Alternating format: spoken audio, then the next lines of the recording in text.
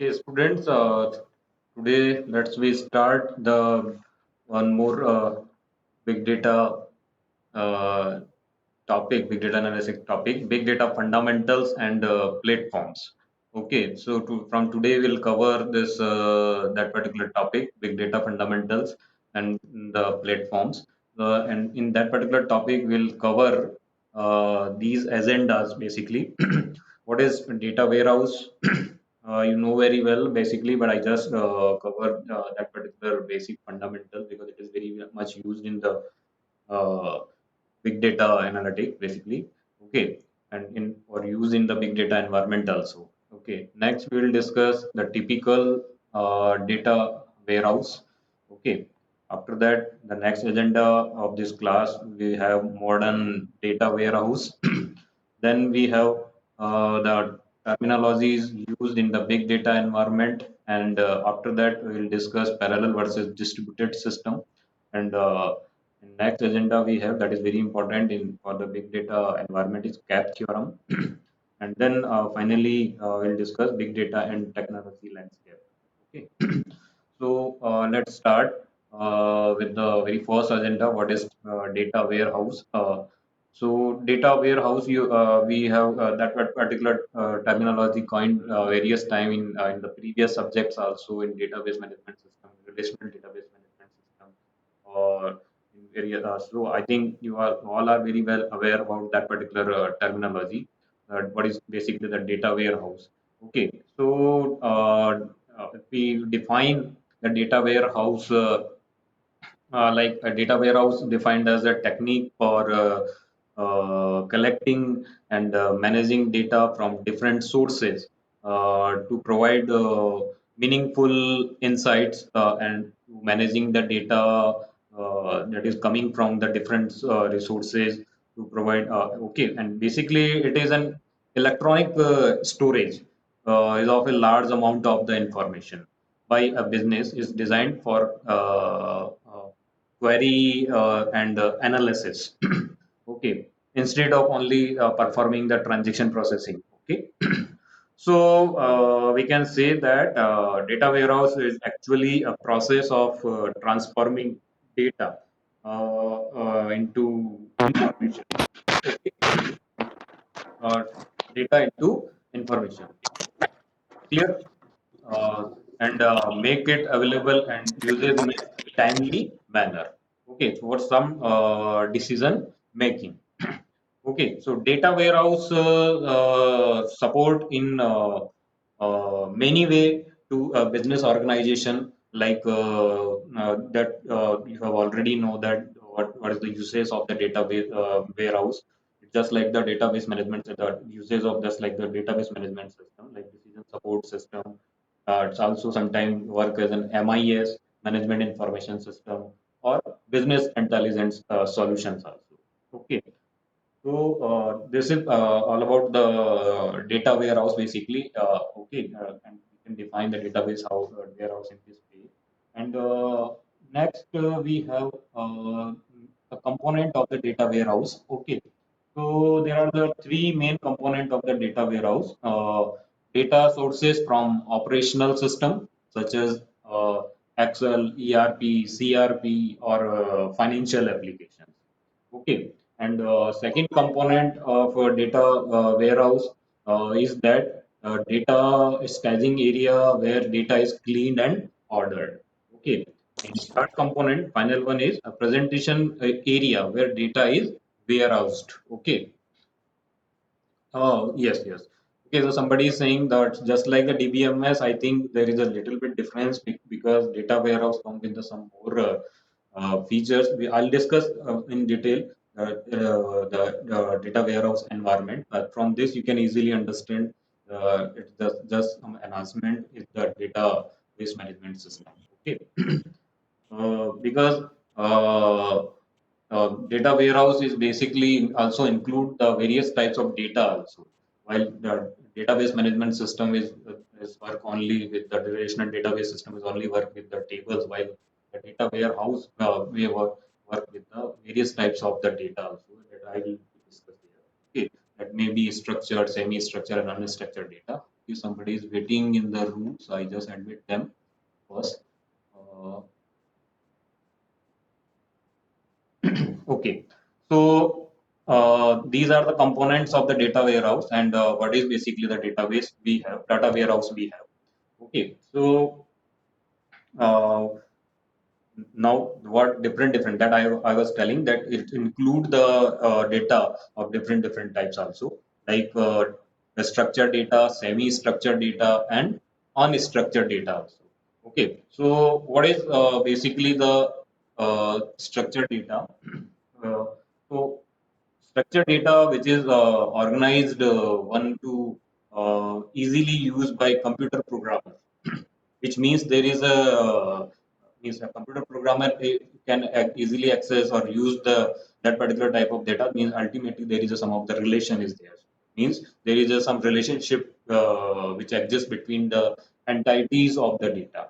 Okay, and such as like we have discussed in the relationship in between the classes and object in object oriented program. Okay, and coming to the next uh, types of data, we have semi-structured data.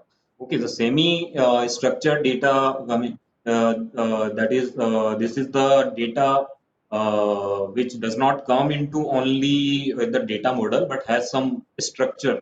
Okay, not very coming with the model basically. And however, it can also be used by the computer programmer very easily. Like for example, image, SQL language, HTML, all are the some of the classic examples of the semi-structured data.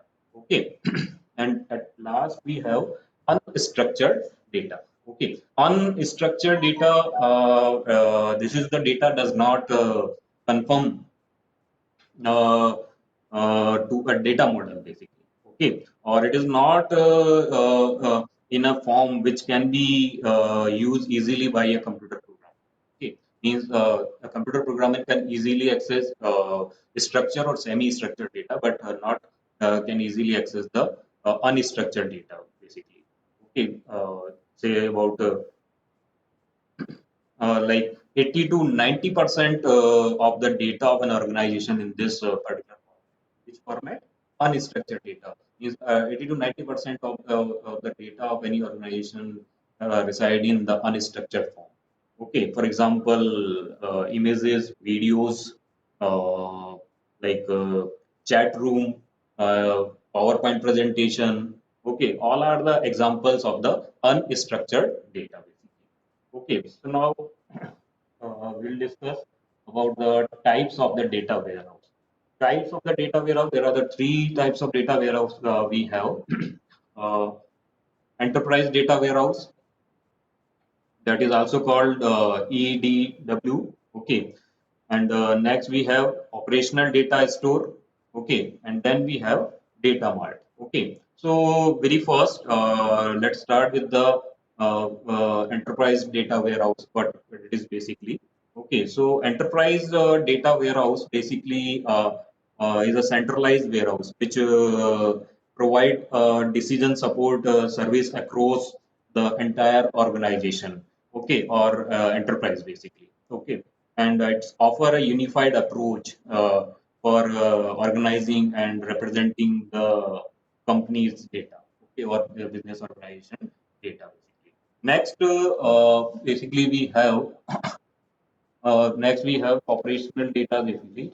Somebody is also waiting. I just admit them. Okay, okay. So next we have operational data store. Okay, operational data store second, which is also called like ODS. Okay, and nothing, but it is called like a data store required in neither data warehouse nor in online transaction processing system support organization basically. And it widely preferred for routine activities like storing the records of the employee or for a particular business organization. Okay, and at last we have data mart. Okay, data mart is a subset. We can say it's a subset of actually data warehouse. It's just like a subset of the data warehouse. Okay, and it is especially designed for business like sales and finance. Data mart. Okay, means ultimately this type of data warehouse is designed for business like sales and finance. So these are the types of the three types of the data warehouse we have.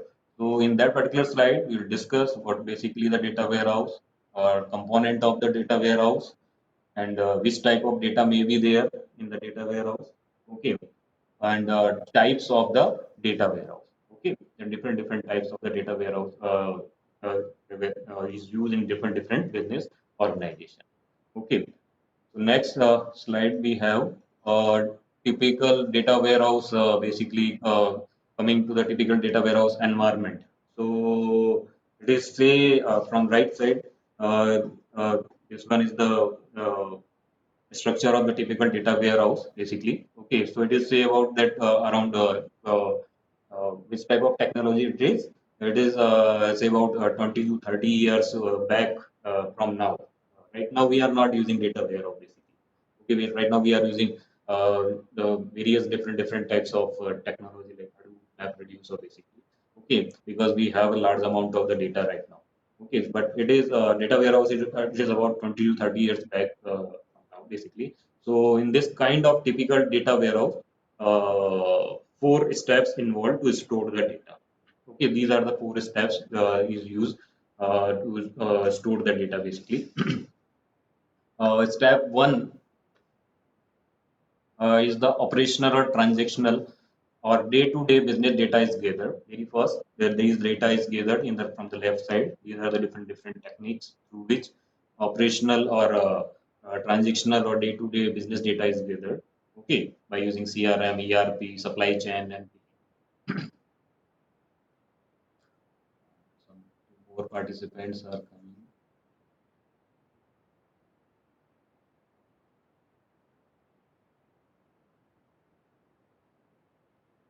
Okay.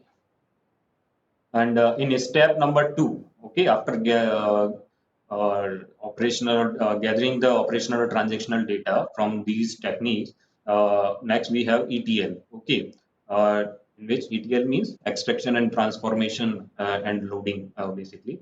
Okay, so this data is then integrated here. Okay, this data is integrated and cleaned up, transformed, and it's standardized through the process of extraction, transformation, and loading basically. Okay, so this technique is used basically in the step number two, and after that at step number three, the transformed data is then loaded into enterprise data warehouse or data mart. Okay, the different data warehouse we have discussed.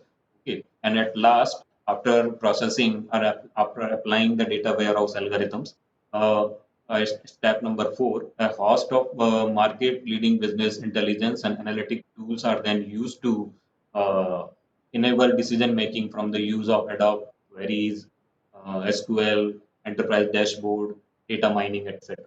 Okay, so different these types of reporting, visualization, and business reports are generated by using uh, these tech tools or analytical and intelligence tools. Okay, so this is the typical data warehouse environment. Okay, so we have discussed what is basically a data warehouse and the typical data warehouse environment. Okay, that we have used in early 20 to 30 years back from now. Okay, but right now the modern data warehouse that we are using, this is look like just this. Okay, and from here you can see that let's be discuss about the modern database. Okay, and which also called as Hadoop environment. Okay, as you know, nowadays data is become so huge, and right, so if you go through the definition of the big data that we have discussed in the earlier classes, the big data comprise volume, velocity, variety, veracity, and so on, basically. And because of this, generation of the data and much amount of the data available. So we need to store data in a smart way. Okay. So there come the environment that is the Hadoop. Okay. You very well know that particular terminology. Okay. So this slide only show the Hadoop environment, how it is different from the traditional data warehouse environment.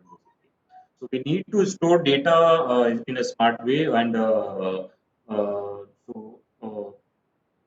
there are some of the various difference that here from the data warehouse, what difference it contain. From the diagram you can easily understand the data source are quite disapparent from the web logs, to images, audios and videos, to social media data, to the various box, PDF, etc. Okay, and here the data in focus in mind just data within the company firewall. Okay, but also residing outside the company firewall also. Okay, so this data is placed in SDFS. SDFS is what? That is the SDFS. Anybody have idea? HDFS in chat box. If anybody have idea what is the full form of SDFS?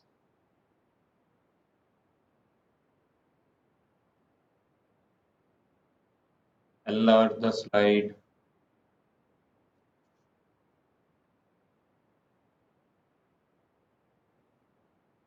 HDFS.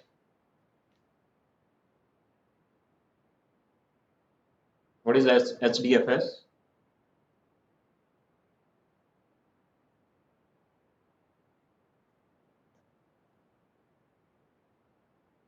Anybody have idea? Yes.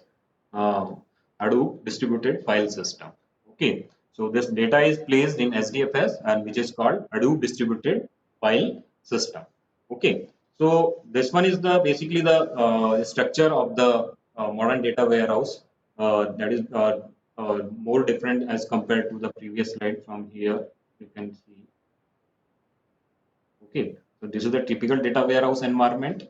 Here in the modern data warehouse environment, we are using the SDFS. Then in left side we have the various log files, relational data source, social media data, web application data, and after they are storing by using the SDFS, and after performing data science algorithms in Hadoop environment, and then they will be transferred to analytical data mart, data warehouse, reporting tools, and generate custom apps also basically. Okay, so this is the more smart way to store the large amount of the data uh, uh, base scenario. In the next slide, these are the terminologies basically used in big data. Okay, so coming to the different terminologies used, there are the mainly the four terminologies are used in big data basically. Okay, firstly we have in-memory analytics. In-memory analytic we have discussed in computer architecture also. Okay, so very first data access from in-memory analytic means data access from non-volatile storage such as hard disk. Okay, is very slow process. We know that it is very slow process. So more the data required from hard disk or computer storage, slower the process. Okay, so some technology may be used, some technique may be used to speed up this thing. Okay, so one way to come back to this challenge is to pre-process the data. Pre-processing maybe we can perform to speed up that particular time processing that particular process. Okay, so here all relevant data, the data which are used more is stored in random access memory, which is called RAM, and eliminating access the data from the hard disk. Okay, this one is called in memory analytic. Okay, next, we have second, we have in database processing.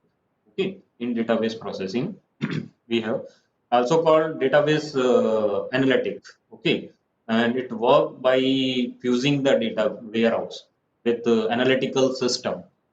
Typically, the data from various enterprise like online transaction processing system, and after cleaning up through the process of ETL.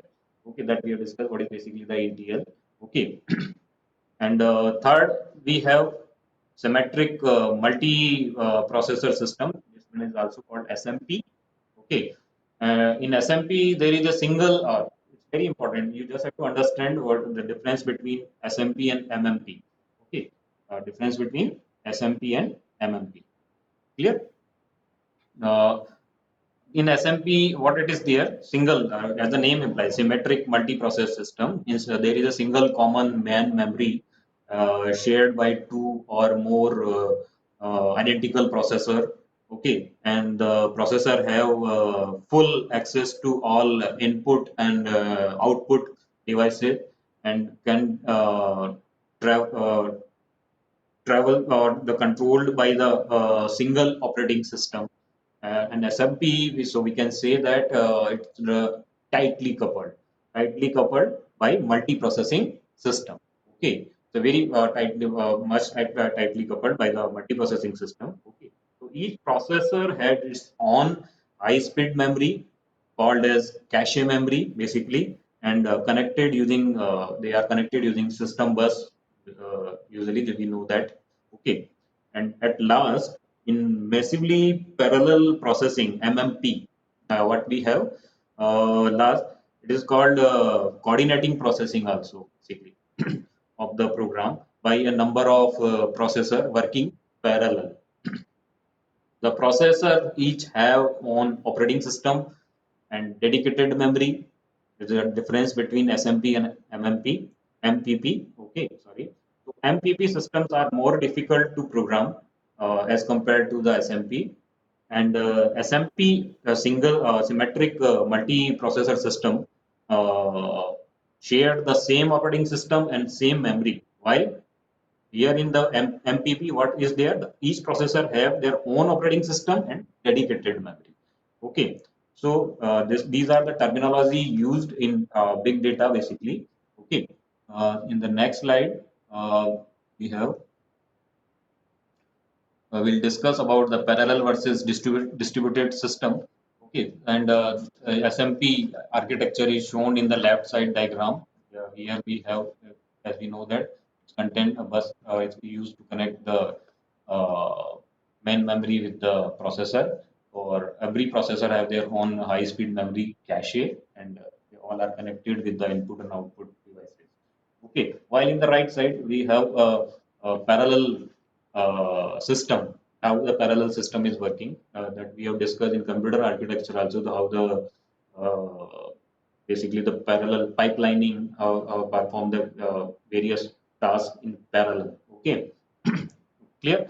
So parallel system is tightly coupled with the also called tightly coupled system.